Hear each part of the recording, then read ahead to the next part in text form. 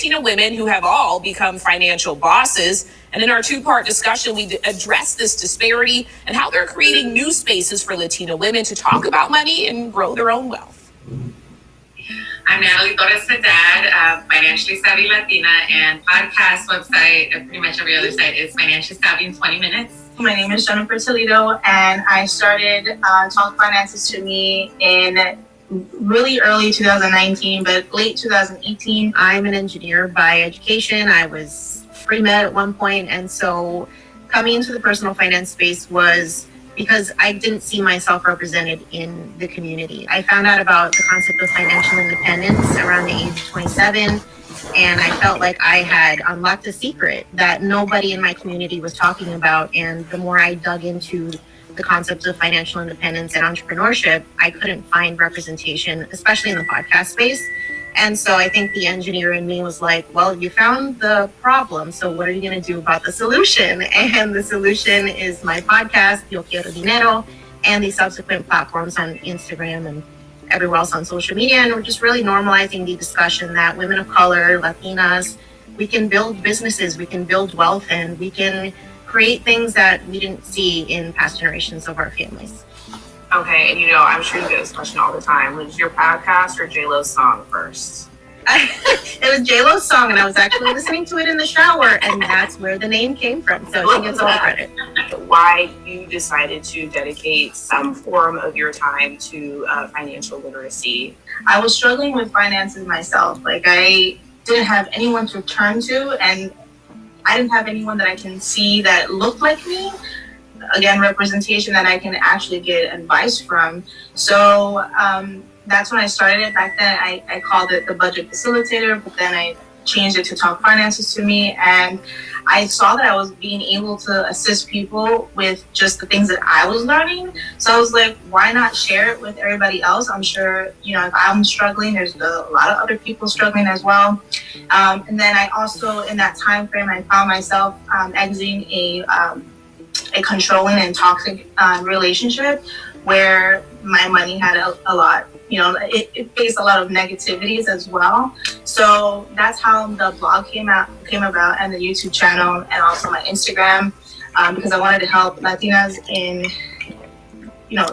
really bad and negative relationships, try to navigate their money to build wealth for themselves then and for the future as well. There were a couple of common themes that I have heard, and one of them is that this was not a conversation in my household. My parents did not talk to me about money. I had to learn that people even talk about money in a way that I think a lot of white people or other predominant communities do. So Natalie, at what point did you learn that money was something that you were supposed to be talking about, and that maybe you needed to start talking to people about it? Well, when you grow up in poverty, I grew up in Inglewood, California. This was pre-Rodney King riots, that most people, we call it the uprising. And so there was always injustices that we saw when it came to not having enough money. And in high school, because of that happening, my parents forced me to basically go to private high school. And all of a sudden I was surrounded by, wealthy families talking about money all the time. And there's a big difference between how the rich and the poor speak. And so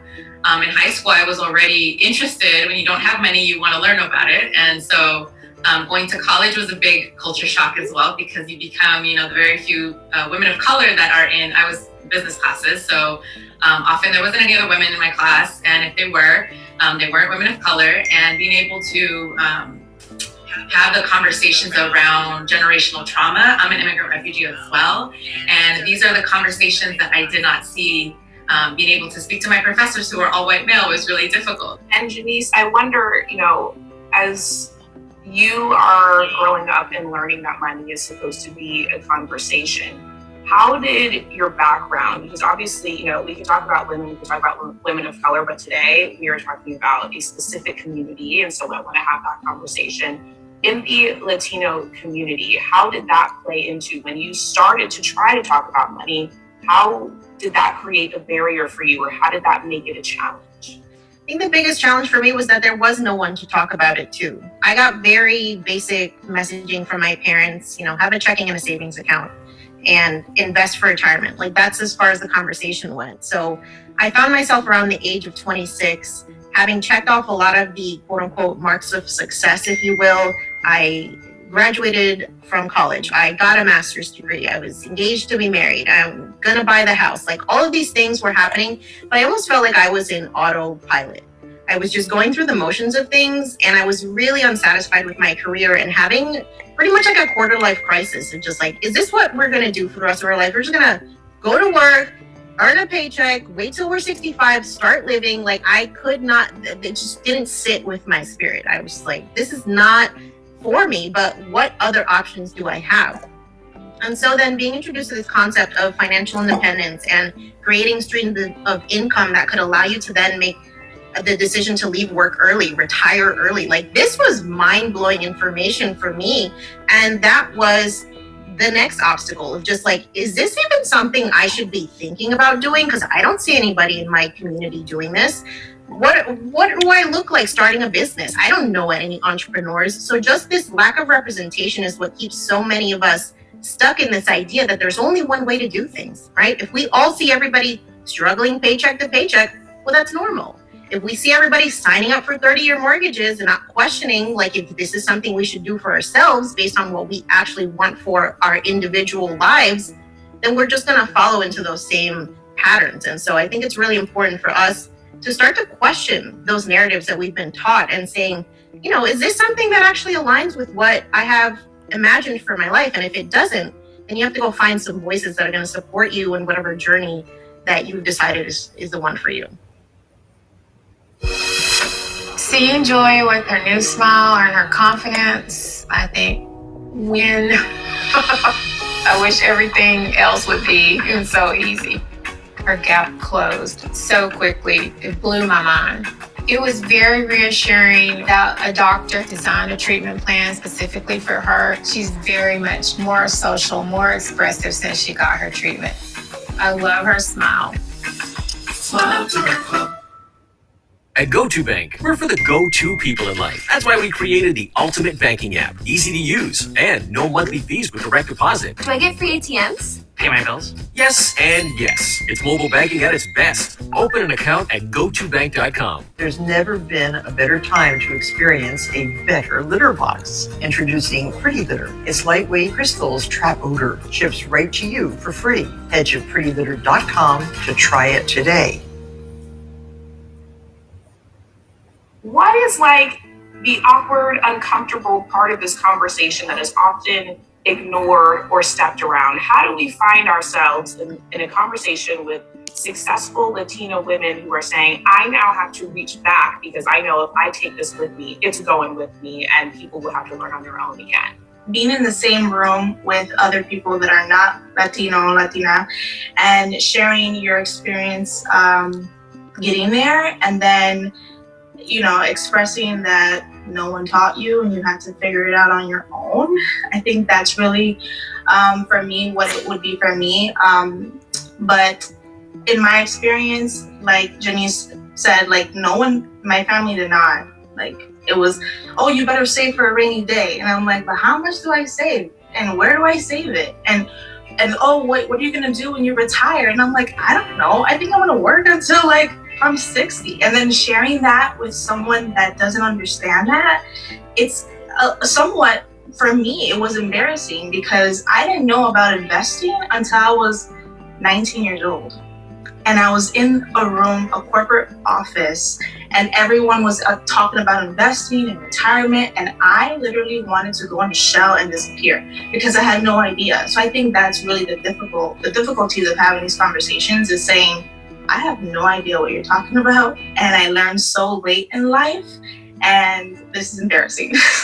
Which is crazy to me that for you, 19 was late in life, because I feel like lots of people will watch this and be like, 19, invest in she knew, you know what I mean? Like, I feel like that's even ahead of the curve, but like society will definitely make us think we're behind.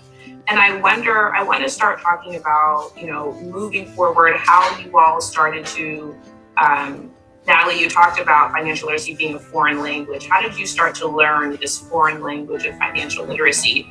Janice, I want to go back to you. I think the first time I ever even considered the fact that it wasn't just work until you die was when I was watching the Today Show once, and the lady was like, yeah, Hoda, you should have 3 times your monthly expenses saved up right now. Most people have that. And I was counting, and I was like, who does that? I didn't even know that was supposed to be a thing. So Janice, for people watching who don't know anything about investing except that people do it, mainly rich white people do it, what is step 1 to not feeling like you just work till you die, save money, do the best you can? How do you elevate past that? Once you've gotten past this idea that, like, yes, investing is also for you, even though you might feel like it's not, I think it's important to find the way that you're going to educate yourself. For me, it was listening to podcasts. And the first one that I found was Susie Orman. I mean, Susie Orman is a legend in the personal finance space. So just seeing a woman talking about this, I'm like, okay, I think we can do this. But then it went beyond that, right? I wanted to hear women of color. I found Jamila Souffrant of the Journey to Launch podcast, and she was talking about investing. I'm like, she's a Black woman. Okay, so we could definitely do this, because I think she has more in common with me than rich Susie Orman, who owns her island in the Bahamas, even though, kudos to her. But it's so important for us to find the messenger, because it's not as important as the message, if you will. Things don't click for people when it comes to money because they don't relate to who's talking to them. Natalie, I wonder for you, what was the hardest part of your financial journey that you didn't expect? So what did you think it would be, and what was it actually?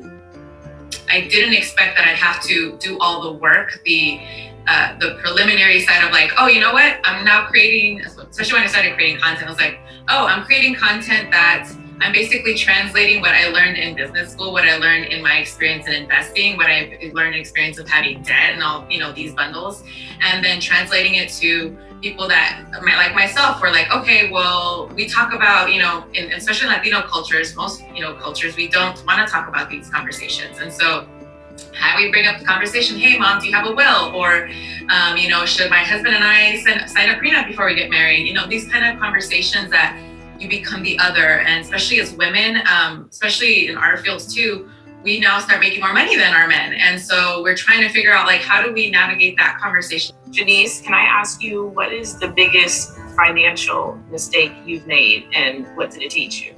How long you got? I was very much convinced that my key to financial success was making 6 figures. That was it. I didn't have to budget.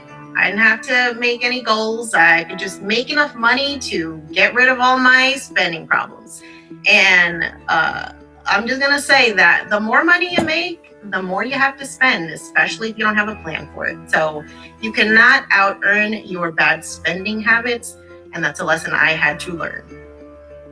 You have no idea how horribly you just read me for filth, but I appreciate it, Janice. I will receive it. Thank you for that. That was me talking to me. Jennifer, I wonder about the best piece of advice you've received. And I want to ask it in a certain way because I recently interviewed a woman who was the first Black woman to make like the U.S. national water polo team, right? And she was saying, people would always ask me, how does it feel to represent for Black women? And she's like, I just wanted to play water polo. Like, I wasn't trying to come out here and represent a whole bunch of other people. You know what I mean? And she learned the importance of it. And so I wonder, as a Latina woman, what has been the best piece of advice you've gotten about the journey you decided to go on, that you want to bring your community with you on? What has carried you through that and helped you both in an inspirational way, but also logistically in an counting your money kind of way? Like, when I talk to people about money, especially Latina women, trust is a really big thing when it comes to money and Latino people. They want to talk to someone that's trustworthy. And the one thing that I always try to tell them that I have taken into account myself is, just because someone else is doing something with their money doesn't necessarily mean you have to do it that way. And the best thing you can do as a person for yourself, for your money, for your family, is find out, what exactly do you want to do? What do you want to come from your journey in this financial, your financial journey, and then go from there.